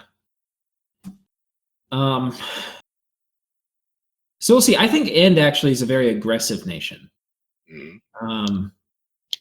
The way I see it, they have there's a lot of things that don't really work for them if they're staying still, and there's a lot of things that work great for them if they're being aggressive. Yeah. Okay. But interesting. I don't know see. at all. I've had to deal with a little bit of Naba, which is its early age partner, I guess. Our middle-aged partner, yeah. They were introduced the same patch, so. Yeah. Okay, so let's look around and see which nations we didn't talk about. We've talked about Pythium. We've talked about Vanheim. We've talked about Ashdod. We've talked about Xibalba. There's the we one have not talked about Jotunheim. Yeah, there's the ones that didn't send you a message. So that's Jotunheim, Sitis, Naba. That's it. Right. So Jotunheim, they get, they were reworked. So they've got the Themyscira doing, I can't say it, as a sacred, which is kind of like a toned down Nifl Jarl. I think it's just Thrym. Thrimsherding. Okay, Thrimsherding. I think that's how you say that, just Thrim. Well, thank you. I'm sure the viewers will be much appreciative. So it's basically a toned down Nifl Jarl. It's got Ice Protection 1 with very good base protection. Mm-hmm. And then a Chill Aura, and then Shock Weakness. And then they've got the Oathheadden, which, can these guys transform? No, doesn't look like it. They're priced like they can. Oh, and is forced to take the beast form. Oh, so no. Yeah, okay. Okay, these are skin shifters, basically. Yeah. From expensive skin shifters. Well, I guess all the big skin shifters are. Yeah. Snow Move. Snow Move is better than a lot of people realize. Yeah, it can be really nice. Snow and then they've got a solid line of the Jotun troops. Yeah. And some access to the Veti. My favorites tend to be the Gamherdings, I think. The guys with jabs and spears. Oh, yeah. These ones? The Goten Huskarls. Those are very solid troops. Yeah. My teammates in Disciples games use those almost exclusively because you can get them easy and they do the job. Yeah, they've got a tiny little bit of repel for the defense. They've got solid defense and a shield and good protection. And 23 damage on a javelin, it tends to remove the front line. Yeah. That's a good point. They can take out cavalry with that or whatever. And then they've got these guys who you can probably thug with, though they don't have great paths. You've got Scrotty, which you are, of course, exceptional thugs. Are those Gauges on the far right? They've changed the sprite for Gauges. Oh, this is not a Gaija. It's like a Gaija, though. It has more paths. It's like a super Gaija. Oh my. Yeah. Wow. You're going to want a lot of those. I assume they're for commander point. Yeah. Yeah. They're slow to recruit. They have an adept crossbreeder bonus, which is interesting. And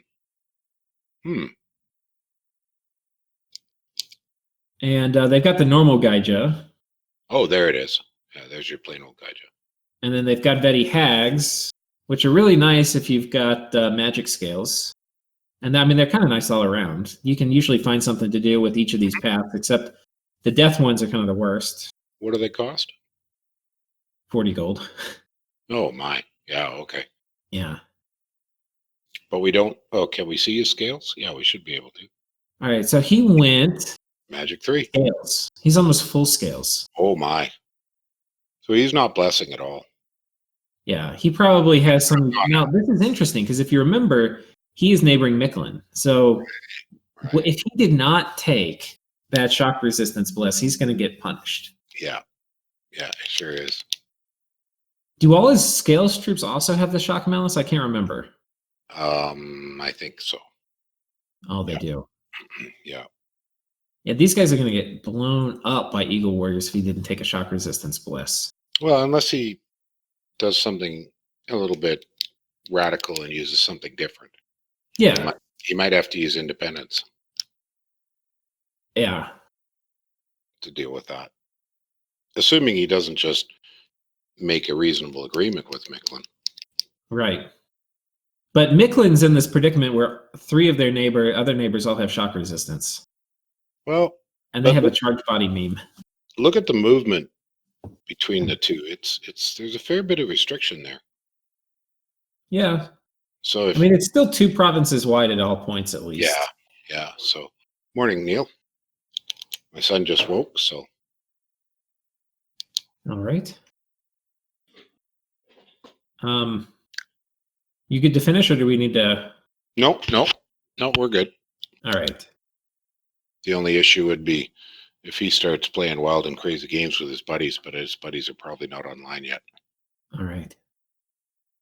Okay. So Ulm we didn't talk about either. We're almost done. We've got. And hang on. Who is Jotun? Let's figure that out. Oh, Isitaris and Juman. Okay. Well, that's a strong matchup. Yeah. And if we move to Ulm is Toolbox, so he's the one that beat my butt. Right. And Kirby Red. The guy who came out of your game. Yeah. Well, he's the one that No, I think totally left us all not paying attention, and he just grew beyond the pale. Right. He won very, very hard by getting further and further and further and further and further ahead until it turned 106. He won. Yeah, eventually he just snowballed everybody because he was just too much. Yeah. And none of us particularly noticed his buildup. He did a pretty good job of sort of keeping it hidden. It looked like just main ads everywhere, which people don't tend to worry about. But right. anyways, his skill level really improved over that game that I saw. His scripting skill, his tactical skill. Strategically, it was fairly straightforward, I think. Yeah. So, okay, so there's some interesting things I'm thinking about. One is he's next to Pangaea. Okay. And if I'm playing Pangaea and I have dryads, one of the things I just want is I want to steal like 4 or 5 smiths. Sure. You just want it so bad. You know, like how do you not steal some smiths? So that's probably, if I were Pangaea, I would be definitely looking this way. But Ulm has some pretty serious troops. Yes. But they lack in mobility. So if Pangaea starts getting ahead where they can have big raiding squads, a lot of times it's going to be really hard for Ulm to respond. Yeah, I guess. I would think, though, that Ulm has lots of options for setting up small level traps. You know, small squad traps in behind PD. Yeah. When played together, you used quite a bit of that sort of thing. I don't remember MA's lineup quite as well as. Yeah, you're right. They can definitely do small traps. But this is kind of what happened the last tournament with Zakane. He was playing Ulm. Mm-hmm. He just, once you start getting behind and you don't really have enough troops or mages to go everywhere, you really can feel like you're getting pulled to pieces. Right. And it's easy if you have low mobility for people raiding you to know what are mostly safe provinces. Yes. Raid.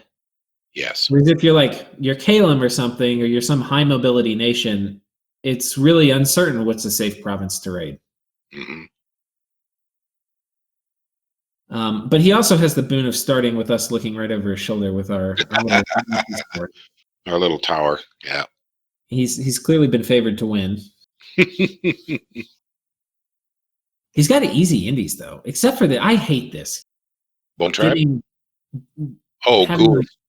Yeah, the ghoul start because it kills all the population. And a total garbage province, yeah. Yeah, hopefully it'll have good gems. I appreciate the thematic things that, having the ghouls in the province has killed population. Like, that's cool thematically, but it sucks in multiplayer. Mm-hmm. What's his scales again? He's very good scales. Oh, yeah. Oh, my gosh. Yeah. The one thing that I think is questionable is taking cold. I think this is very questionable. What this means, if you're cold 3 Ulm or cold 2 Ulm, is, first of all, it's a big income hit. Secondly, Murdering Winter is available reasonably early in the game, and it does armor negating damage, and it will kill half of your stuff. Mm-hmm. I think this is a major mistake. Like, I think it'd be hard to win a game with Ulm. Because the thing is, like, when you're playing Ulm, because I've played Ulm before, when you're playing Ulm, the late game is not your friend. The late mid game is you have to win by then. Yeah. And you're going to be you're going to be using the tools that Ulm has, which is these you're going to be making tons of these infantry everywhere and running at people. And when you build some huge doom stack and it gets hit by Murdering Winter, I mean, it feels so bad if you're in cold 3. But well, who do you think is the threat for Murdering Winter, though? I mean, you need a pretty hefty water mage, so Pelagia, Bandar Log, definitely. I mean, Agartha can pull it off with. Yeah, Well, he can get up to water 4 on oracles. And then he can summon like a a king and then put the gear on the king and get up to water 5. But that's still fairly late. So I It guess used to be 6 or 5. I think it only used to be 5. 7. Yeah, Yeah, 5 to to cast it. and research level 7. Yeah. Well, the obvious one is somebody who's rushing Maelstrom. And I would Yeah. guess that would be Pelagia. I mean, that would be one of my targets is Pelagia. Right. So we'll see. Interesting. I mean, Bandar Log can probably find some way to get water. They don't really start with it, but Well, you get Yakshini, water that's 3 right. base, and then easily enough give it 2 boosters. Right. It's a case of getting enough gems. Right. But you get water 1 on the Rishi, and then you get a Yakshini or 2. I mean, usually it's worthwhile for Bandar to get 1 or 2 Yakshas and 1 or 2 Yakshinis for site searching, as well as just giving you Earth 3 and Water 3. And Right. with luck, you can get Earth 4 and Water 4 on the randoms. So, Okay. I mean, it's 24 nature gems a pop. So depending on what your plan is for your nature gems, but it's worthwhile to have 1 of each, absolutely. Although, yeah, I'm looking to see. I don't think Pangaea can get access to that high. They don't. You No. need water 2 at least to climb all the way up the water tree, and Pangaea Yeah. only needs water 1. well, you can go for a Troll King, but then that slows down the business of getting your Maelstrom and your Murdering Winter going. Yeah. And it's sort of a shame to use a Troll King just to cast Murdering Winter, in my opinion. The Sea Troll King. Oh, the Sea Troll King. Water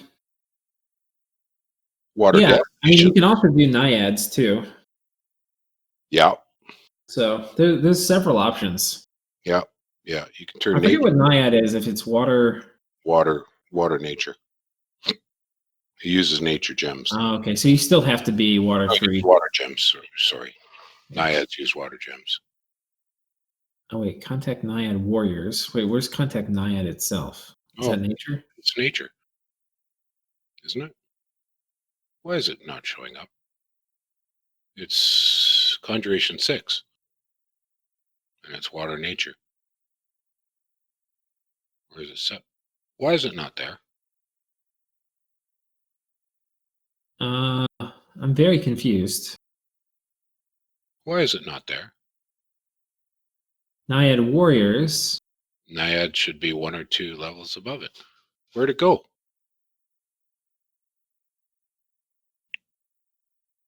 right, there's probably something stupid that we're missing, but I don't see it, and I do think it should be here. I don't.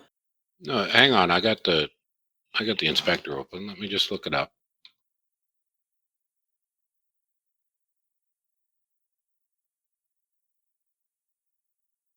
It's Conjuration 5, Water 3, Nature 1. That's Naiad warriors. Both. Where's Contact Naiad? I wonder if it somehow got removed from our nation.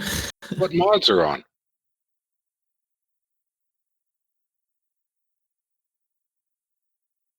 So improved casting, mathematic Jim Gen.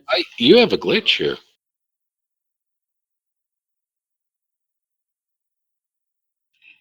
We'll see. What the heck? Where'd it go?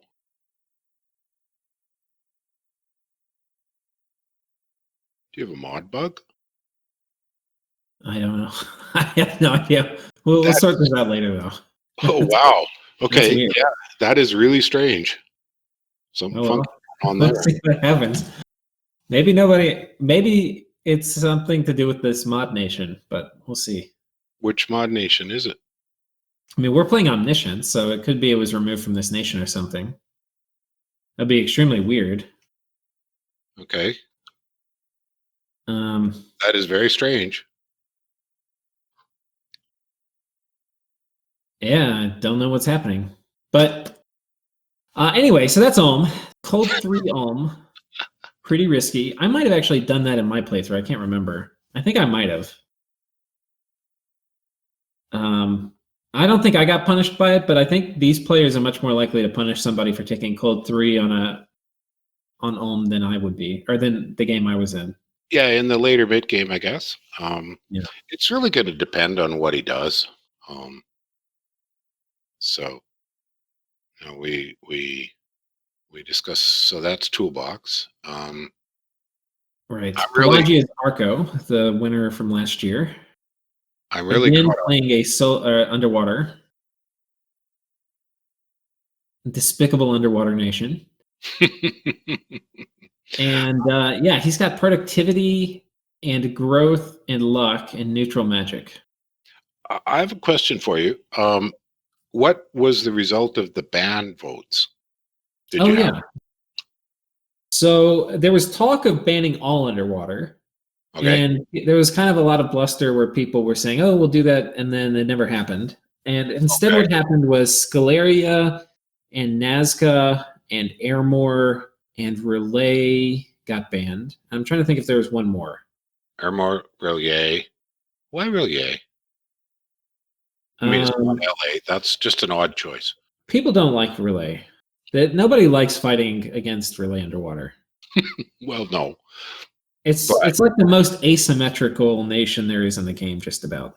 But it's not a very powerful nation. It's not powerful. It's just cancer. Yeah. Okay. It's an odd choice. It wouldn't have been what I would have chosen as a ban. I can understand Armor. Right. I'm trying to remember what the last one was. There was one more ban. You can actually see it. It's in the player list at the bottom. Yeah. I'll just take a quick look here. Sclaria, Nazca, Relier, Armor, and Is. Oh, well, I can. Oh, yeah. Okay. Okay. Yeah, most of those make. Oh, Nazca. Oh, that's a shame. Yeah. Overblown nation. But God, it's hard work. Oh, yeah. It is tough. Well, it's just you've got so many different tools. And I ended up playing a late game Nazca as a sub. And my God, like the micro was just crazy. Yeah, it's ridiculous. It's ridiculous.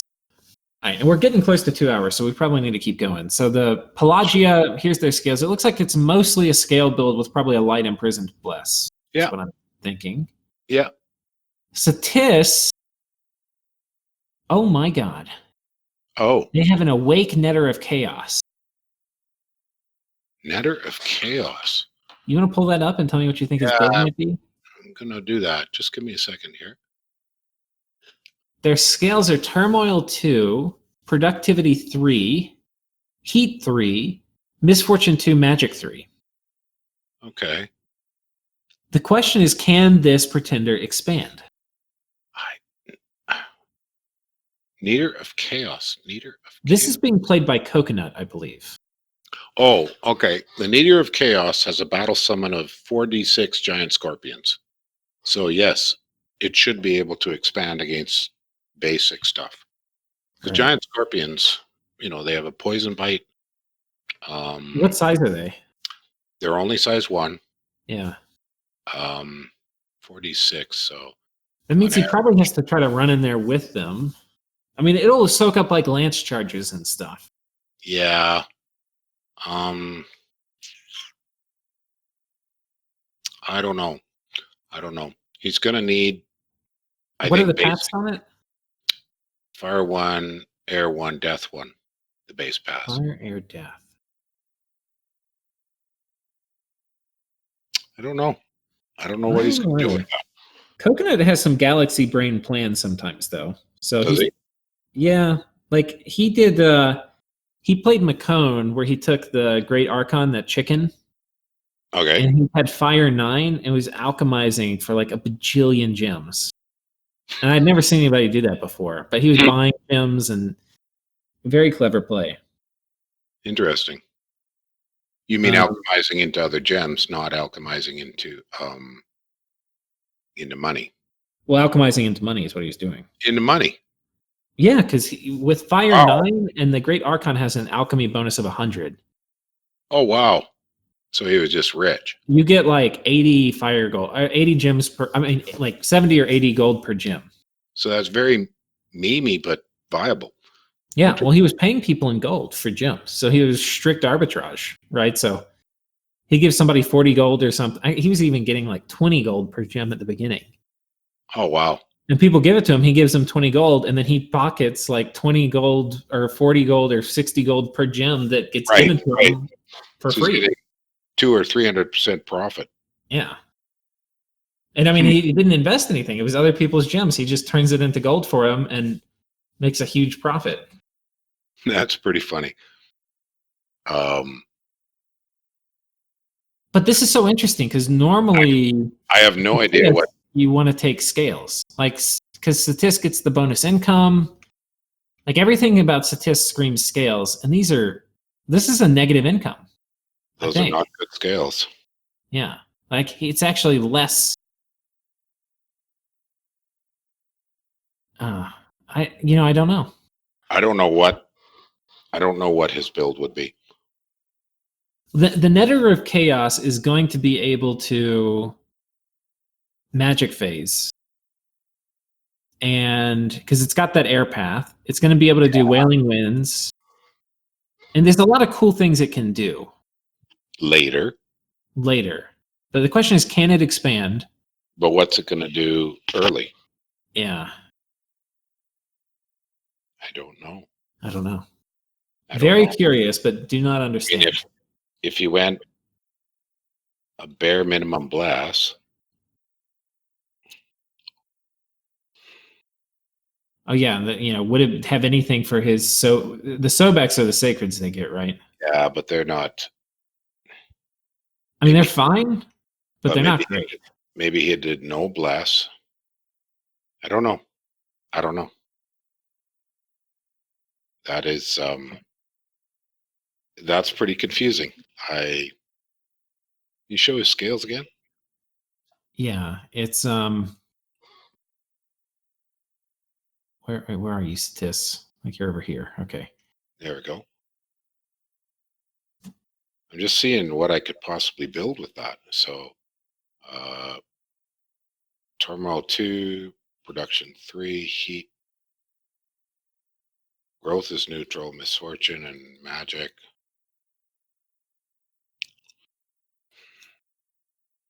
He must have gone a bit more magic because he can definitely go with all minor blesses with that with Dominion 5, so 5 candles. And then 3 little blesses, so maybe attacks, no, fire resistance. I don't know. I'm fairly stumped as to what his plans there are. Well, he's got one. We'll see. It may not be a good one, but it's going to be. He's got a plan. We'll have to figure out what it is. Yeah, well, it should start to show up. Well, we'll see. Yeah. We should see. What's he recruited so far? Has he recruited any Sobex? Light infantry and city guard. No. Okay, well that's what he starts with. By the way, I'm going to go ahead and start this right now, and I'm probably until it happens, I'm not going to get off this horse. Elite warriors. They're a very fine troop. Yeah, they are. They're a very fine troop. I know the starting army is light infantry who have javelins, and the javelins are very nice. And then city guard are, they're city guard. They're very bad. They do what they do. But none of those are elite warriors. Elite warriors are they're the right price for Satis. They're the break-even point between resources. Sure, there's lower resource things like city guard, but the city guard are going to die too fast, and they rout. No, elites and actually are very killy. Yeah, those tridents hit really hard. Right, and they don't if you compare the light infantry, who's 11 HP and 5 protection, but they're killing the elite warriors. They're 10 protection and 13 HP. Yeah, these are a lot less likely to die. And 2 attacks. They hit hard. Good attack skill. Right. Slaves, so they get the Taskmaster bonus, and their half upkeep. Yeah. Just so much to like about them. Mm-hmm. I hope he hops on the train. I need to start seeing some elite warriors pop up in the. Okay, and then the only nation we haven't talked about yet, I think, is Naba. No, we haven't talked about Naba, and that is played by Toll. I don't know Toll. Toll. Yeah, I have not played a game with him, I don't think. Which tournament game did he win? Do you know? I can't remember. We'd have to look it up. Yeah, that's okay. I think he was one of the ones to Throne Rush, though. Oh, okay. So there's a bunch of longbowmen. He got some mercs, and then he's got desert warriors, which I think is what he recruited. Okay. And they're actually pretty solid. A lot of times you get camels at the start, but these desert warriors are they're pretty solid. You got the short bows, they're only 7 gold. They've got a scimitar that hits for 17 damage. Okay. And only 7 gold, yeah. Yeah. That's pretty solid. What I found is you kind of want to mix them up with the camels, and having some camels and those dudes do pretty good, especially if you've got maybe a tiny little squad of javelin throwers that are going to throw their javelin and pick off whoever runs in. But right. I don't know. People have said like Naba expansion is trivial, or like camels are OP. I have not found that. I have found camel only expansion is very slow. Yeah, I remember seeing that Balls did some stuff with camels that were interesting. Yeah, they're an interesting troop. They don't seem overwhelming to me, but they seem perfectly viable. Yeah, they're viable. They're not cheap. They are not cheap. He's got kind of interesting expansion here. Barbs, a big pack of bear tribe. Nothing too hard. I don't think anybody we've looked at has been like surrounded by barbs and heavy cav. No. Most of it's been concentrated in the farms. Yeah. And some of the farms are going to be quite easy to take. His neighbors are Uruk and Pangaea. And just in terms of player quality, this is Nicknight, this is Psy. Yes. To his south is Kris Lighthawk. Or wait, no. No, that's not Kris. Kris Lighthawk's playing somebody else. Yeah, Agartha? I forget who's playing Agartha. Just a sec. That's JohnnyJohnny. JohnnyJohnny. And then this is... Kris Lighthawk is Vanheim. Right. All right. So interesting here with Naba. And I think that's it. I think we've covered everybody. I think so. Pelagia in Mictlan, Bandar, Uruk, Jotunheim, Pythium, Pangaea, Ashdod, Naba, Vanarus, Agartha, Vanheim. Yeah, we've done a little overview of everybody.